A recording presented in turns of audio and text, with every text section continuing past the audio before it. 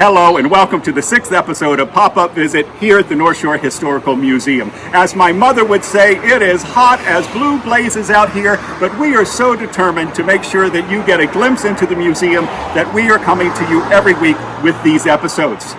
Today is a special day here at the museum, and that is because not only is Amy Driscoll going to take you inside the museum, she is being joined today by Professor Harris. Now, if you've not heard Dr. Richard Harris speak in the past, let me tell you, you are in for a major treat. So I know you're going to want to stick around for that. As always, we will wrap up the episode with a message from the museum's president, Georgie Kinnett. And so, on behalf of myself, on behalf of the director of the museum, the president of the board, the full board, and all of us here, enjoy. And Amy and Richard, take it away. Thank you so much, Gately. We're here in the former jury room of the courthouse, which is now what we're calling our Harlem Hellfighter room. And of course, I'm here with Dr. Richard Harris, who is a longtime board member and the curator of this exhibit. Richard, thank you so much for joining us. And can you please tell us about how you started to research this topic and the exhibit at large? Thank you. Actually, a number of years ago, I was doing some research in the Glen Cove Public Library and learned that over 40 members of the Harlem Hellfighters were from Glen Cove and nearby towns. And that piqued my interest, and I began to get into the subject. And then in September of 2018, we actually put together an exhibit for the museum and on the Harlem Hellfighters. And things developed from there. There was a great deal of interest in the exhibit. And since then, we have continued with by organizing a project committee to deal with this group. And we decided to dedicate this room to the Harlem Hellfighters. So, as far as a little background is concerned, in April of 1917, when the United States officially entered the First World War, the 15th New York National Guard unit, located in Harlem, was mobilized as the 369th U.S. Army Colored Infantry Regiment. And this group of soldiers then was trained here in the United States and then almost immediately sent to Europe. And when they got to France, they were assigned manual labor jobs, building roads and railroads, loading and unloading supplies. Their leader, Colonel William Hayward, expressed his and his men's displeasure at this assignment and said they wanted to fight, they wanted part of the action. And he took his complaints all the way to the top to General John J. Pershing, who was the commander of the American Expeditionary Force. Well, this request presented a quandary for General Pershing because the U.S. military at this time was segregated, and Pershing was very reluctant to put black and white troops together because of the racial prejudice that existed. The French, however, stepped in and said, "We have a solution for you." And so they said they would be glad to have these men fight with them. Therefore, for the rest of the war, the United States Army 369th Infantry Regiment, in fact, fought with the French. And this regiment spent more time in combat and suffered more casualties than any other American unit in World War I. They became known as the Harlem Hellfighters because that's what the Germans dubbed them. The French, in fact, had called them the Men of Bronze.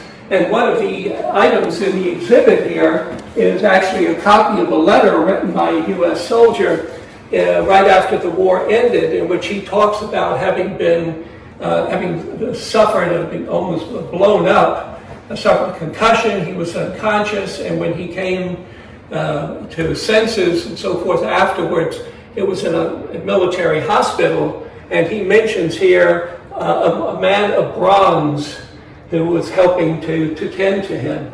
So at any rate, the unit, as I said, distinguished itself, and in fact one of the great heroes of the First World War was Henry Johnson, who had been a porter at a train station in Albany before the war. And he was awarded the French Croix de Guerre with Palm for extraordinary bravery in battle, and in fact posthumously was awarded the Medal of Honor. There's a photograph with Henry Johnson here, but he was posthumously awarded the Medal of Honor by Barack Obama. At any rate, the group distinguished itself during the war, as I said, became known to the Germans as the Harlem Hellfighters, because the Germans simply did not want to face them in battle, because they were such determined and courageous fighters. Well, at any rate, as I said, they distinguished themselves, and then the war ended, and the Harlem Hellfighters came home. And in February of 1919, there's a picture here from the New York Times, this photo section. In 1919, February, there was a huge parade up Fifth Avenue from Madison and 23rd all the way into Harlem. And here in this photograph on the right, you can see that they're at 5th and 42nd Street. There's the New York Public Library on the right. So they received all kinds of attention and praise for what they had done. And then, unfortunately, what happened was things returned to, quote, normal. And they again faced the same kind of racial prejudice and discrimination that they had faced before the war. So what we attempted to do with the exhibit, and also what we're hoping to do with this permanent exhibit in this room, is to again call attention to these men and what they did during the war, so that more people, we hope, will know about their story. It's been a pleasure showing you this exhibit, a part of the original exhibit, and we certainly hope that you will, when we can open again, you will come to the museum, and if nothing else, read a little bit about the Harlem Hellfighters. It's a pleasure being on the museum board, and again, we look forward to seeing you here in the future. Our mission is to preserve the history of the North Shore of Long Island. For almost 7 years, we have fulfilled this mission with the support of our membership and our volunteer board of trustees. Not unlike any small nonprofit, all income stopped when New York went on pause.